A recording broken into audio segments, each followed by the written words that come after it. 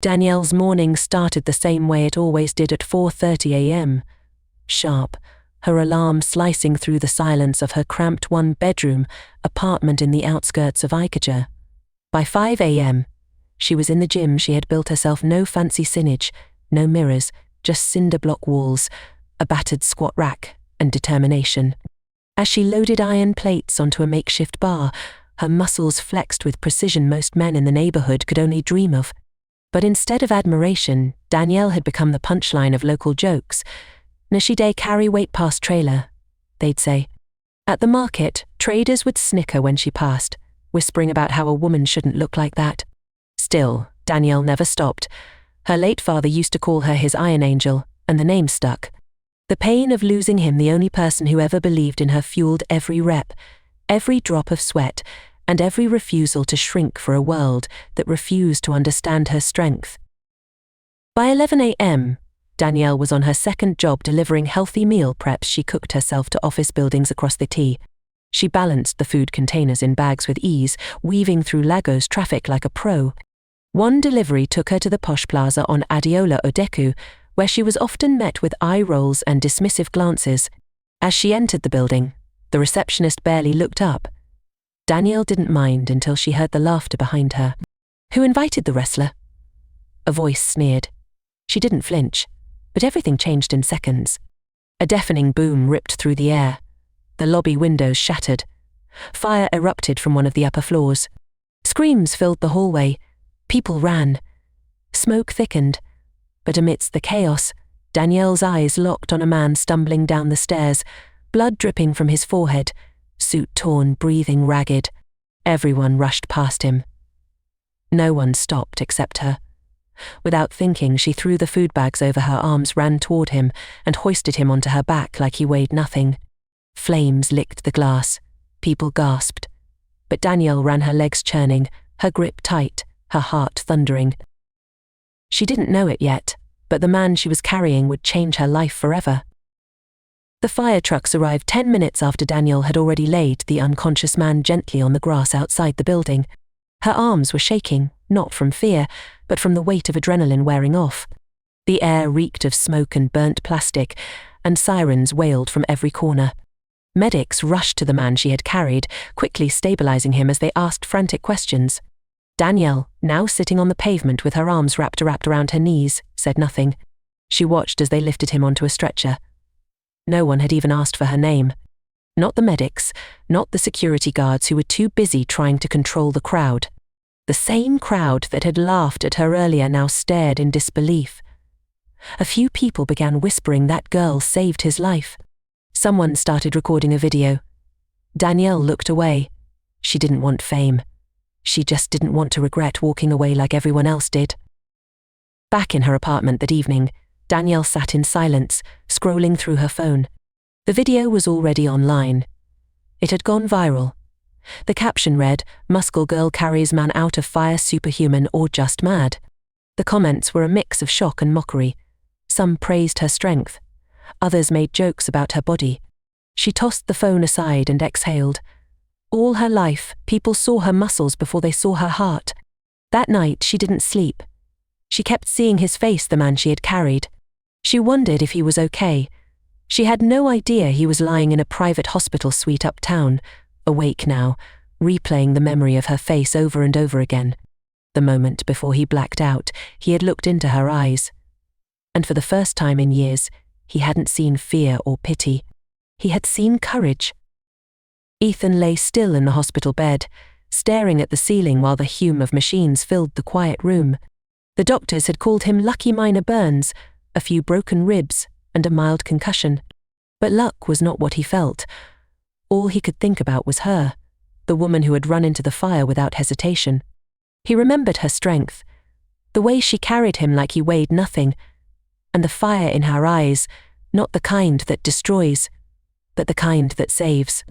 He hadn't even caught her name. The security footage had been blurry, but the online video told the rest of the story. His personal assistant had shown it to him that morning. "Sir, she saved your life," he had said. But Ethan didn't want the headline. He wanted to know who she was. And more importantly, why she risked her life for someone she didn't know. It wasn't just about gratitude anymore. It was curiosity. Deep, unsettling curiosity. Across town, Danielle resumed her deliveries the next day as if nothing had happened. She ignored the stares at the gym and the whispers in the neighborhood. People had seen the video. Yes, but their attitudes hadn't changed much. Some now admired her, but most still treated her like a spectacle. Danielle preferred silence over fake praise. But something was different. That man's face wouldn't leave her mind. His eyes had held something: softness, fear, surprise, she couldn't tell. She just knew that carrying him out of that fire had felt like more than just a rescue. It had felt like a moment, one that might mean something. She shook the thought away. She had work to do. She didn't know that Ethan had just told his assistant to find her. No matter how long it takes. Ethan leaned forward in his wheelchair, eyes locked on the laptop screen his assistant, Victor, had placed before him. Images flashed: freeze frames from the viral video, street camera shots, and blurry photos from people's phones. "That's the clearest one," Victor said, pointing at a zoomed-in frame of Danielle emerging from the fire. Her muscles were tense, her eyes determined, and her tank top singed at the edges. No security records. She didn't log into the building. No name. No delivery company. Nothing official. Ethan exhaled slowly, his frustration hidden beneath his calm expression. "Then start from the food," he said. "Check every gym-based food prep service in Lagos. Call them all." Victor raised a brow. "There are over 50, sir." Ethan didn't blink. "Then start with the ones who carry fire." It wasn't just about paying her back anymore. It was the fact that in a world full of fake people and shallow ambition, she had run straight into flames for someone she didn't know. Ethan had built an empire, but this woman had done something he couldn't ignore. She reminded him what courage really looked like. Danielle, unaware of the hunt, was loading her food packs into her delivery box when she noticed a stranger snapping photos of her from across the road. He didn't look like pressed too clean, too focused. She stared back, unafraid, and the man quickly got into a car and drove off. That night it happened again. Someone left a business card at her gym door. It had no name, just a number and a single line: "We need to talk about what you did." Danielle's heart raced. Was it about the fire? The man she saved? A lawsuit? She didn't know. But one thing was clear: her quiet world was shifting, and someone out there was looking for her with intention. She picked up the card, slid it into her pocket, and locked the gym door behind her, unaware that across the city, Ethan had just received a notification. Match found. Subject located. Name: Danielle Cole. Danielle didn't sleep well that night. The business card burned in her pocket like a question she couldn't answer.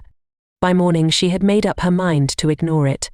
She had deliveries to make, groceries to buy, and her rent was almost due. But just as she zipped up her delivery backpack and opened the gym door, she saw him. Not the man she carried out of the fire, but someone else. Clean suit, calm posture, kind smile. "Danielle Cole?" he asked, as if he already knew her answer. She hesitated, gripping her bag tighter. "Who's asking?" she replied. "My name's Victor. I work for someone who owes you his life." That sentence froze her. Her breath caught for a second. "The man from the fire?" she asked. Victor nodded. "He's been trying to find you ever since. He doesn't want publicity. He just wants to talk." Danielle narrowed her eyes. "Talk about what?"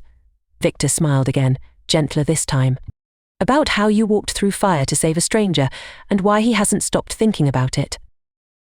Later that afternoon, Danielle found herself inside a quiet cafe in Victoria Island, sitting across from a man she barely recognized at first: clean-shaven, healing bruises hidden beneath a dark sweater. Ethan. The man from the fire. The same man she had carried on her back like a sack of cement. But now, he looked different: calmer, softer. "Thank you," he said simply, his eyes locked on hers. "You saved my life." Danielle shifted uncomfortably. "You don't owe me anything." Ethan leaned in slightly. "But I owe myself the truth. Why did you help me?" Danielle paused. Then she answered, "Because no one else did." Ethan smiled. "That's the kind of person I want to know." Danielle wasn't sure what this man wanted, but in his voice, She heard no arrogance, no pity, just sincerity. And that was rare. They sat in silence for a few minutes after the coffee arrived. Danielle barely touched hers, fingers wrapped around the mug, more for comfort than thirst. Ethan noticed. "You're not a fan of coffee?" he asked, trying to ease the tension. She gave a small shrug. "Not when I don't know why I'm really here." He nodded, accepting her honesty. "Fair enough," he said. "I wanted to meet the woman who carried me out of a burning building like I was a sack of flour." That made her lips twitch slightly. Not a full smile, just enough to reveal the tiniest crack in her armor. "You were heavier than flour," she replied, finally taking a sip. Ethan leaned back and let out a soft laugh. It wasn't forced. It was the first genuine laugh he'd let out in weeks. "I read that you have your own fitness and meal business," he said. Danielle blinked. "You did research on me?" He didn't deny it. "I wanted to understand who you are." "Not because of the fire, but because people don't do what you did unless they're wired differently. You ran into a burning building, Danielle. That's not normal." Danielle looked away for a moment, unsure of how to respond. "People ignore emergencies every day," she said. "They film. They walk past. I've lived long enough to know that if you don't act, you'll regret it later." Ethan studied her carefully. There was something behind those words, a weight, perhaps. A story untold. "Has that happened to you?" he asked gently. Danielle didn't answer right away. Instead, she shifted the conversation. "So what do you want from me? A thank you dinner? A medal?" Ethan shook his head. "I want to help, invest maybe, or work together. But mostly, I want to get to know you." That last sentence made her heart stop for a second. Not because of the words, but the way he said them. No ego. No angle, just a quiet truth. Danielle had been judged her whole life by her size, her strength, her silence. But in that moment she felt seen, and that was far more dangerous than fire. 3 days passed and Danielle assumed that lunch had been a one-time thing. She had said what needed to be said, and she figured Ethan had satisfied his curiosity.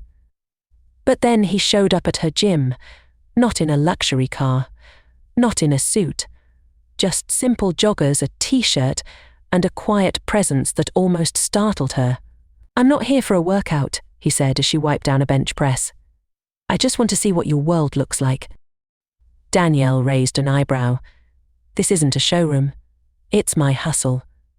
He nodded, eyes scanning the neatly stacked weights, the makeshift flooring, the motivational posters taped to the walls. "Looks like discipline to me." That made her pause. Most people called it messy. She didn't reply, just handed him a bottle of water. Ethan didn't press. He just sat quietly in the corner, watching her train a client, occasionally glancing at the posters that read things like "strength isn't always loud." And in that silence, Danielle felt something strange comfort. Later that evening, she found him still there, wiping down equipment without being asked. "You don't have to do that," she said, folding her arms. "I know," Ethan replied. "But I wanted to." Danielle studied him carefully. "Why? Because I saved you." Ethan met her eyes. "No, because this place deserves more than the world's judgment. And so do you." For the first time, she didn't know what to say. She had built this gym with her bare hands, fueled by grief and grit. No one had ever really seen the heart behind it until now. Ethan didn't offer grand promises. He didn't pity her. He simply showed up. That night, as she looked up and watched him disappear into the streetlight glow, something changed. It wasn't love. Not yet, but it was the first time in years she didn't feel like she was carrying everything alone. By the next week, Ethan had made it a habit. He showed up at Danielle's gym every other day, not as a client, but as a silent supporter. Sometimes he cleaned up after her sessions. Sometimes he helped carry her food containers to the tricycle she used for deliveries. He didn't ask for anything in return, and Danielle, though slow to admit it, began to expect him. But not everyone liked the change. One morning, while she was setting up for a client session, she overheard 2 regulars whispering near the entrance. She finally caught a rich one muttered. "I bet she staged that fire. The words hit her like a slap. Danielle didn't flinch, but the sting lingered. Later, another comment came from a woman she used to train for free. "Some of us work hard. Others just fall into luck with men." Danielle said nothing. She was used to people misunderstanding her, but this time it felt personal. The gym had always been her sanctuary. Now, Ethan's presence, even his kindness, was starting to draw shadows around her. Meanwhile, Ethan received his own share of warnings. At his office, one of his board members raised an eyebrow during a private meeting. "I heard you've been spending time in some neighborhood gym," he said, half laughing. "The media might twist it." "Be careful who you align with." Ethan gave a polite smile but said nothing. He didn't owe anyone an explanation. Not about Danielle. But something in his gut told him that this wasn't just about image, it was about control. People were watching, asking questions. And the more he tried to protect Danielle from the spotlight, the more it seemed to find her. That night, he sent her a message: "You don't owe anyone an explanation for who you are." Danielle stared at it for a long time. Then, without replying, she saved his number under one word: fire. It was a quiet Thursday afternoon. Danielle had just finished her last client session when she heard the gate creak. She glanced up, expecting to see Ethan or one of the neighborhood kids who sometimes hung around. But the figure that stepped inside made her heart stop. Tall. Slim. Sunglasses hiding his eyes. His voice was smooth, but it dripped with history. "Long time, Danny," he said, using the name only one person ever had the right to call her. She stood frozen. Caleb. It had been 4 years. The man who once trained with her. The same man who had borrowed money from her gym fund and disappeared without a word. "You still look strong," he said, walking around like he owned the place. "I saw you online, carrying that guy from the fire." Impressive. Danielle felt her hands curl into fists. "What do you want?" Caleb smiled. "To talk. And maybe to remind you that you still owe me." Her eyes narrowed. "I don't owe you anything." He laughed. "We'll see about that." That evening, Danielle didn't tell Ethan what happened. She didn't respond to his text.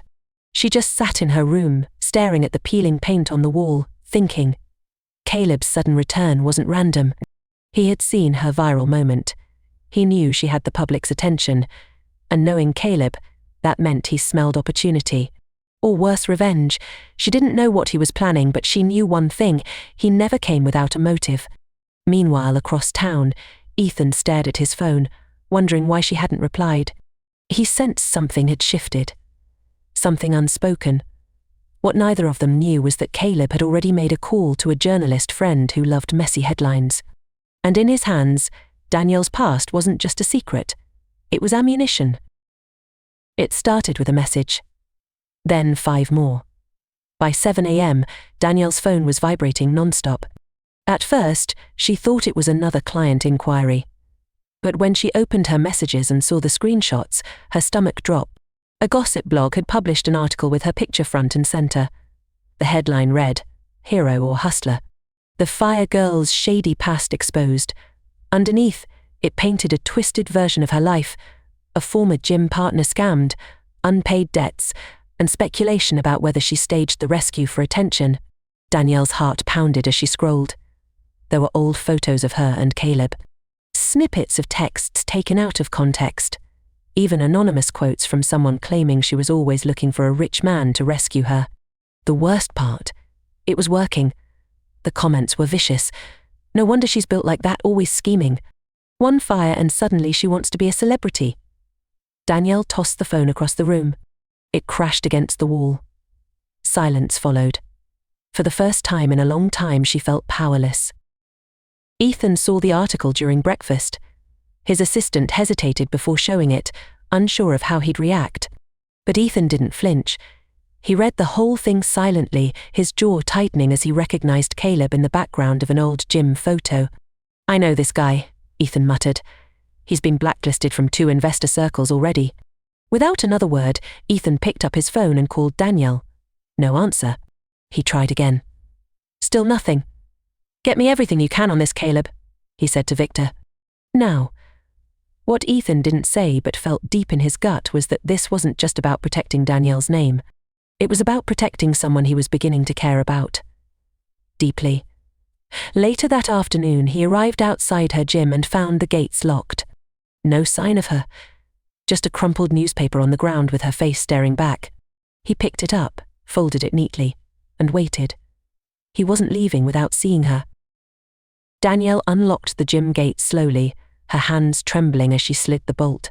She hadn't meant to come, but something in her couldn't bear the idea of Ethan waiting outside forever. When she saw him standing there, newspaper in one hand, his other tucked in his pocket, something inside her cracked. She didn't speak. She simply turned and walked inside. He followed. "You saw it," she said, not looking at him. Her voice was hoarse. "I did," Ethan replied. "And I don't believe a word of it." Danielle gave a bitter smile. "Why not? Most of it's technically true. I did loan Caleb money. I did lose everything.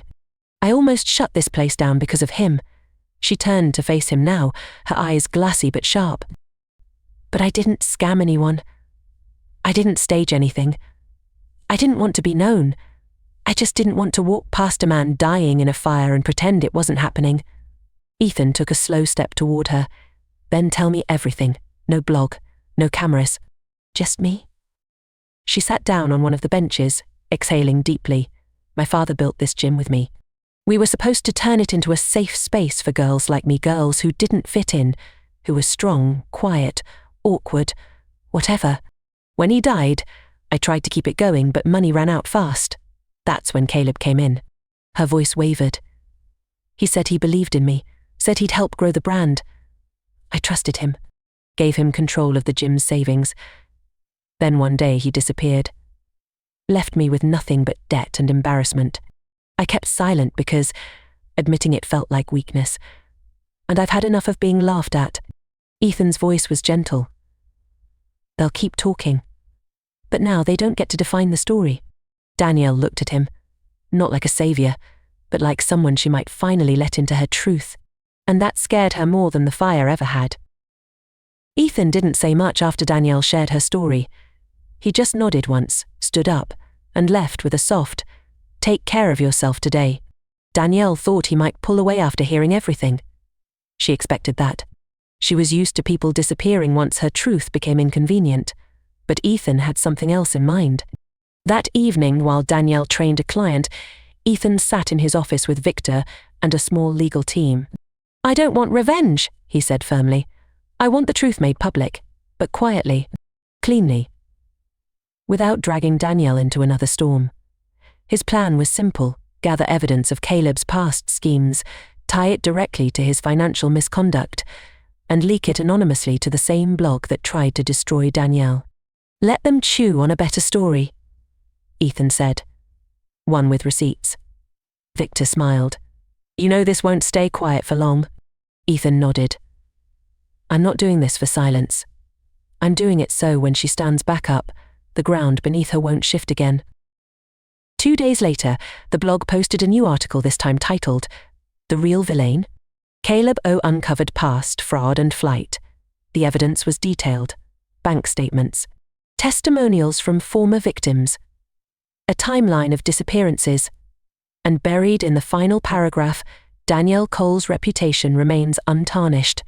She may have been his victim, not his partner.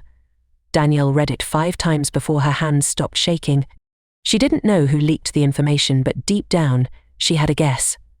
Later that night, her phone buzzed. It was Ethan. "Want to grab a smoothie tomorrow?" No explanations, no congratulations. Just something simple. Danielle smiled for the first time in days. She didn't reply with words, just a thumbs up. It was enough. Ethan was back in the gym by Friday. Same casual outfit, same quiet smile. But this time, Danielle noticed something different. He looked tired, like he hadn't slept much. Still, he acted normal, helping her wipe down equipment and laughing quietly as she teased him for lifting the lightest dumbbells. What she didn't know was that behind that smile, Ethan was under fire. His board had called an emergency meeting the night before. Shareholders were worried. "You're associating with a woman who's been in the tabloids for all the wrong reasons," one of them said. "It's affecting our brand. You've built this company on control and discipline. This makes you look reckless." Ethan sat silently as they talked, watching them twist Danielle's strength into scandal.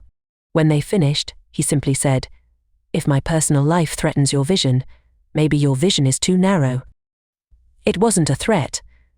It was a line in the sand, but he knew the consequences, and they came fast. That same night, Ethan's company stock dipped slightly after a business blog speculated about his sudden obsession with a controversial gym girl.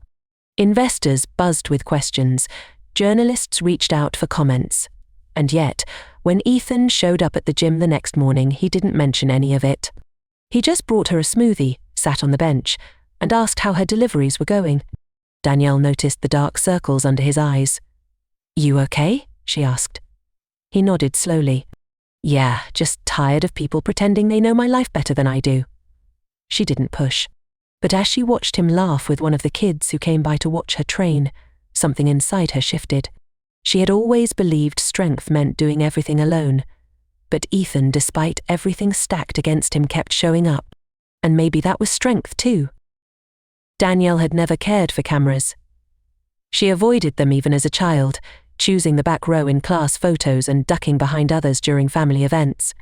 But something about the recent silence, the whispered judgments, the sideways glances, the articles pretending to speak on her behalf began to wear her down. One afternoon, while scrolling through her messages, she came across a direct invite from a respected fitness influencer in Lagos. The woman had seen the viral article, then the correction, and was inviting Danielle to share her side of the story live. At first, Danielle hesitated. Her instinct was to decline. She wasn't polished. She didn't have perfect grammar or media training. But then she looked around her gym, this space she had built with her own hands, and thought, if I can carry a man through fire, I can carry myself through this. The interview aired 2 days later. Simple setting. No glam. Just Danielle in her workout clothes, seated on a bench across from the host. She spoke slowly, clearly, and with raw honesty. "I've been called names my whole life," she said. "Too muscular, too intense, too different. But when the fire happened, none of that mattered. I did what I was raised to do, help if you can. I didn't ask who he was. I just ran." Her words cut through the noise. No theatrics, no rehearsed lines, just truth. The host asked about the tabloid drama. Danielle didn't hide. She acknowledged Caleb, the betrayal, the silence. "I made mistakes. But being strong doesn't mean being perfect. It means standing again after people try to knock you down." Within hours, the clip went viral. This time, the comments were different, supportive, inspired. She's the definition of strength. A woman who's not afraid to be real. Danielle didn't care about trending. She only cared about breathing freely for once. Ethan watched the interview from his office alone. He had cleared his calendar for the hour, ignored every buzz from his phone, and closed the blinds. It wasn't just interest anymore, it was something deeper. As he listened to Danielle speak, his heart tightened in a way he hadn't felt in years. There was no anger in her words, no desire to defend or impress, just quiet power. She didn't try to be likable. She just told the truth. And in doing so, she became unforgettable. Ethan leaned back in his chair, eyes still fixed on the screen as Danielle's last words echoed through the speakers. "Being strong doesn't mean being perfect." He whispered the line to himself. Then he smiled softly, like someone realizing something he should have known long ago. He wasn't just grateful she saved his life. He liked her. Genuinely. Not the way tabloids tried to twist it, but the kind of liking that made a man want to show up, listen, and stay. Later that evening, he didn't send her flowers or gifts. He didn't post a comment or reach out with flattery. Instead, he drove to her gym and waited outside just like before. When she stepped out, he stood from where he'd been leaning against the wall. "You were incredible," he said, not bothering with small talk. Danielle looked surprised, but not flattered. "Just tired. You saw it." Ethan nodded. "Every second." She looked away, then back at him. "Why are you really here, Ethan? Is it still about the fire?" He paused, then answered with the honesty she deserved. "No. It stopped being about that the moment I realized I felt safer around you than I do in most boardrooms." Danielle blinked, stunned. Not by the words, but by the fact that he meant them. And maybe, just maybe, she wasn't the only one starting to fall. Danielle closed the gym early that night. She told herself it was because of exhaustion, but the truth ran deeper. Ethan's words lingered like a song she couldn't turn off. "I feel safer around you than in most boardrooms." She kept replaying it not because she doubted his sincerity, but because it terrified her. Love, or even the idea of it, wasn't something she had allowed herself in years. Her life had been about survival, rebuilding, staying 2 steps ahead of heartbreak.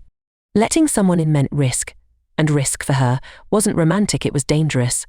She stood in front of the gym mirror, staring at her reflection. Not the muscles, not the toughness, but the part of her that still remembered what it felt like to lose everything. That girl didn't need promises, she needed proof, and Ethan, he felt too good to be true. Meanwhile, Ethan sat in his car just a few blocks away, hands on the steering wheel, unsure whether to call her again or give her space. He wasn't the type to chase people. But something about Danielle called for patience, not pressure. He had dated before beautiful, successful women who played the part, but none of them had ever looked him in the eye the way Danielle did, like she could see through every layer of his performance. His feelings weren't based on gratitude anymore. They were real, growing, and fast becoming something he didn't want to run from. But he also knew one truth. If Danielle was going to open up to him, she'd do it on her own terms. All he could do was wait, and be the one man in her life who didn't walk away when things got difficult. The storm came without warning. Heavy rain battered the roof of the gym, thunder shaking the rusted window panes as Danielle mopped the floor late into the evening. She was alone. Her last client had left early because of the weather, and most of the neighborhood had already shut down. Just as she unplugged the extension cord near the back wall, the power flickered, then went out completely. Darkness swallowed the room. Danielle grabbed her flashlight and moved carefully, heading toward the front to lock up. But then a crash. Not thunder. Glass. She froze. The side window had shattered. Her heart pounded as she slowly approached. A shadow moved inside. Then a second. She didn't scream. Instead, she gripped a metal rod tucked under the bench and stepped forward. "I don't want any trouble," she said. But the figures, 2 of them, masked and reckless, weren't listening. "Where's the money?" one barked. Danielle's mind raced. She didn't keep cash here. It had to be a setup. Before she could act, one of them lunged. Danielle blocked the swing, striking back with instinct. But the second man shoved her hard into the weight rack. Her side hit the steel edge with a crack. Pain shot through her ribs. They grabbed a delivery box and fled into the rain, yelling threats as they vanished into the street. Danielle struggled to her feet, breathing hard. Her side throbbed. Her knees buckled. She reached for her phone with shaking hands and dialed the only person she trusted. Ethan. 10 minutes later, headlights cut through the storm. He rushed in, soaking wet, eyes wide with worry. Danielle. She didn't speak. She just collapsed into his arms, something she never thought she'd do. Not from weakness, but because for the first time in forever, it felt safe. Ethan drove through the rain with one hand on the wheel and the other gently resting on Danielle's arm. She winced with every bump in the road, her ribs aching, but she said nothing. She hated feeling helpless. But tonight wasn't about pride. It was about survival. When they reached his apartment, a sleek but quiet space tucked away in a high-rise, he helped her out of the car and into the elevator. No questions. No judgment. Just care. Inside, he grabbed a towel and a first aid kit, kneeling in front of her as she sat on his couch. "I think you've got a cracked rib," he said softly. She nodded, trying not to flinch. "It's not the first time I've been hit," she muttered. Ethan paused. "You always talk like pain is expected." Danielle looked at him, eyes tired. "Because it is." And in that moment, something broke between them, not a fracture, but a wall. After he finished tending to her side, she leaned back, exhausted. "You don't have to stay up," she said. Ethan didn't move. "I'm not going anywhere." Silence lingered before she whispered, "I'm not used to this." "What?" he asked. "Being taken care of." Ethan sat beside her now, close but not too close. "Then maybe it's time you got used to it." She turned to look at him. There was no game in his eyes. No pity. Just a man who really saw her and stayed anyway. She didn't know what came over her, but she rested her head on his shoulder, just for a second. And he let her. No pressure, no words, just quiet understanding. Outside, the storm kept raging. But inside that room, something peaceful began to grow. It wasn't love yet, but it was definitely no longer just gratitude. By morning, Danielle's ribs were still sore, but her heart felt strangely light. Ethan had made her tea, quietly insisted she stay in bed, played soft music instead of news. And when she tried to insist on going back to the gym, he simply raised an eyebrow and said, "You've already walked through fire. Rest doesn't make you weak." It wasn't just the comfort, it was the simplicity of being with someone who didn't expect her to be indestructible. She found herself smiling at things she hadn't smiled at in years, but just as the warmth settled, Ethan's phone buzzed. Then again. And again. He checked the screen and the expression on his face darkened. Danielle sat up. "What is it?" Ethan didn't answer right away. He walked to the window, then back. Finally, he handed her the phone. Her breath caught. A headline screamed across the screen, "CEO caught in love affair with fire girl insider reveals, gym girl living in his apartment." Beneath it, an image of her leaning on his shoulder through a rain-streaked window. Her heart sank. The article wasn't just invasive, it was brutal, twisting their connection into scandal, suggesting Ethan had lowered his standards and that Danielle was milking her 5 minutes of fame. Worse still, it mentioned her injuries from the break and implying they might have staged the incident to draw sympathy. Danielle felt heat rise in her chest. Not anger, shame. "They think I planned this," she whispered. Ethan sat beside her, eyes stormy. "We'll sue." She shook her head. "They'll spin it again." "They always do." Her voice cracked. "I should have stayed invisible." Ethan touched her hand gently. "Don't you dare disappear now." But she didn't respond. Her eyes were distant, already retreating. And for the first time since the fire, Ethan felt something stronger than admiration for her. He felt fear, the fear of losing someone, not because she walked away, but because the world had never let her believe she deserved to be seen. Danielle stayed quiet the entire ride back to her gym. She had insisted Ethan drop her off, even though her ribs still ached and her energy was low. He didn't argue, he knew that look in her eyes, determination laced with pain. Once they arrived, she stepped out slowly, turning back just long enough to say, "I need space. Please." Ethan wanted to protest, but he didn't. Instead, he nodded once and drove away, watching her through the rear-view mirror until she disappeared behind the gate. Inside the gym, Danielle sat alone on the mat for what felt like hours. No music, no workouts, no clients, just silence. The scandal had stirred every fear she'd spent years burying of being misunderstood, ridiculed, dismissed. She had finally opened up, finally trusted someone, and the world had taken that moment and twisted it. But as she stared at the wall, where her father's old photo hung, she heard his voice in her memory. "You don't build strength to hide it. You build it to stand in the fire and walk out anyway." That night, Danielle made a decision. Not to run, not to fight, but to reclaim her story on her own terms. She recorded a short video unfiltered, no makeup, no edits.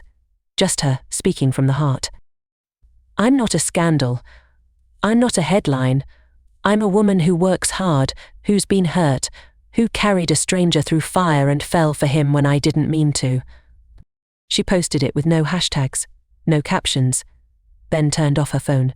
She didn't care if it went viral. She cared that it was hers. Across town, Ethan sat on his balcony watching the city lights when Victor sent him the video. He watched it 3 times. And when it ended, he knew Danielle hadn't just made a statement. She had made a choice. Not just to stay, but to keep living, to keep loving. And now, it was his turn to meet her in that truth. The next morning, the video Danielle posted had already crossed 500,000 views. But she didn't know that yet. She was still at the gym, sweeping quietly, trying to hold her world together one chore at a time. Meanwhile, across the city, Ethan walked into a press conference he hadn't planned to attend. It was a company event, a launch of a new community outreach program, but he had requested to speak first. His board members shifted in their seats. His Puerto Rico team gave him a subtle warning look. But Ethan walked to the podium, adjusted the microphone, and looked straight into the sea of flashing cameras. "Before we begin, I want to say something personal." The room quieted. "I've read the headlines. I've seen the photos. And yes, I've been spending time with Danielle Cole." A few murmurs. Flashes went wild. He didn't blink. "She saved my life, not just from fire, but from forgetting what integrity looks like. And I don't care what that costs me professionally, because protecting someone brave enough to run into danger for a stranger is never bad for business. It's just rare." The clip spread like wildfire. Not because of drama, but because of how rare it was to see a CEO speak from the heart. Danielle saw the video hours later while sitting on the floor, her gym bag beside her. She didn't cry, but her hands trembled. No one had ever stood up for her publicly before. Not even her father had lived to do that. The comments rolled in fast, this time supportive, fierce, apologetic. But none of that mattered as much as one simple truth: Ethan hadn't just chosen her in private. He had chosen her in the harsh light of the world. And suddenly, love didn't feel like a trap anymore. It felt like freedom. She picked up her phone, typed a message, and hit send. "So, when are you coming over with smoothies again?" Ethan didn't knock this time. He stood outside the gym gate with 2 smoothies in hand, and a smile that said he was done, pretending he didn't feel everything he felt. Danielle opened the gate before he could buzz. "You're early," she said. He lifted a cup. "I owed you breakfast." She let him in without another word, but her eyes lingered on him a little longer than usual. They sat on the old bench by the entrance, sipping in silence. The city buzzed faintly outside, but inside the gym, time felt slower, calmer. After a while, Danielle spoke first. "I thought I was done with feelings like this. Thought I'd be safer keeping people at a distance." Ethan nodded. "You probably were. But safer doesn't always mean better." She looked at him, searching. "What if I fall for you and it all breaks again?" Ethan didn't flinch. "Then I'll help you rebuild. Every single time." She stared down at the cup in her hands, then placed it gently beside her. "What are we doing, Ethan?" she asked. "Because I don't have the energy for games." He reached into his pocket, pulled out a small folded paper, and handed it to her. Confused, she opened it. It was a flyer mock-up, Danielle Cole Fitness now sponsored by the Whitmore Foundation. Her gym, backed, protected. Official. Her eyes widened. "You want to sponsor my gym?" Ethan shook his head. "I already did. I just need your permission to launch it." Her voice cracked. "Why are you doing all this?" He looked straight at her. "Because I believe in you. And because I think I'm already halfway in love with you." Silence stretched between them, but this time, it didn't feel like fear. It felt like beginning. Danielle held the flyer in her lap for a long time. The gym she'd fought to keep alive through loss, debt and doubt now had a future. And not because someone handed it to her, but because someone saw her worth and stood beside her. She looked at Ethan, and for once, she didn't feel like she had to measure her words or hide behind strength. "Do you know how hard it's been to trust anyone?" she said quietly. "Every time I let someone close, they took something from me: money, peace, pieces of my dignity. So I learned how to carry it all alone." Ethan nodded, letting her speak. "But you didn't ask for anything. You just showed up. You didn't flinch when I was loud or messy or bruised." She took a deep breath. "And that scares me more than the fire ever did." Ethan didn't interrupt. He let her finish. Danielle's voice softened. "I think I've been falling for you since the day you didn't treat me like a story, just a person. And I didn't want to admit it, because I thought falling meant weakness." She turned fully toward him now.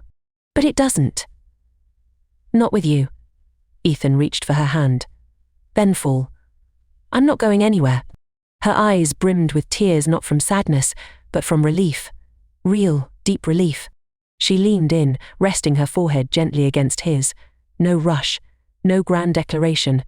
Just breath, closeness, and the quiet beginning of something beautiful. In that moment, Danielle didn't feel ridiculed or strong or fragile. She just felt loved.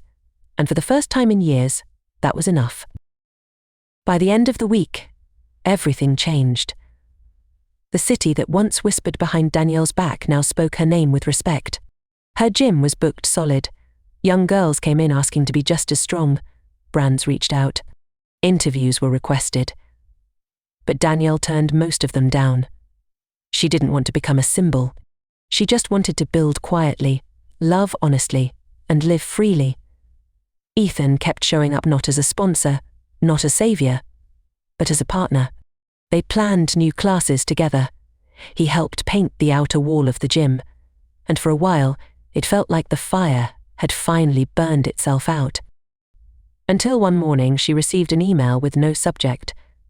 Just one photo attached of Ethan, years ago, in a tuxedo, holding hands with another woman, at what looked like an engagement party. And next to the photo, one line: "Men like him always return to women like her." Danielle didn't confront him immediately. She needed space to think. Old fears rose faster than she could silence them. What if I was just a break from his real world? What if I was never the plan? When Ethan arrived at the gym that afternoon, she greeted him with a smile that didn't reach her eyes. He noticed. "Something wrong?" he asked. She held up her phone. "Want to tell me who she is?" His smile faded. "That's Claire," he said. "My ex-fiancée." Danielle folded her arms. "You never mentioned her." Ethan sighed. "Because I haven't spoken to her in years. We were engaged for 5 months, until I found out she was marrying me for the company, not for me." Danielle searched his face. "So why is someone sending me this now?" Ethan stepped closer. "Because we're finally real. And real makes people uncomfortable." Her heart wanted to believe him, but her past wanted to run. Now she had to choose. Danielle stood in the middle of her gym, the hum of silence wrapping around her like a decision waiting to be made. Ethan had left an hour ago. He didn't argue, didn't push. He simply said, "I'll be where I've always been. You don't have to choose now." And he walked out. Now she stood alone, staring at the photo still open on her phone. The woman was beautiful. Elegant. The kind of person who fit in Ethan's world, not hers. But Danielle had seen something deeper over the past few weeks: how Ethan showed up when the cameras disappeared. How he didn't flinch at her bruises or her past. How he saw her fire and never once tried to dim it. For the first time, her fear and her hope stood side by side, and she realized being strong had never been about holding the weight alone. It was about knowing who you could finally share it with. That evening, as the sun dipped low, Ethan stood outside her gate just like he did the first time. No texts. No flowers. Just presence. The metal door creaked open. Danielle stepped out, still in her gym clothes, hair tied back, face clean. "I'm not perfect," she said softly, "and I don't want to be saved. But if you can walk beside me, not ahead, not behind, then maybe I won't walk alone anymore." Ethan didn't speak. He just stepped forward and held out his hand. Danielle looked at it, then took it. No kiss. No grand speech. Just a woman who had carried a man through fire, and now, a man willing to carry her through everything else. And as they walked down the street together, hand in hand, the future didn't need definition. It only needed courage. The end, or maybe the beginning.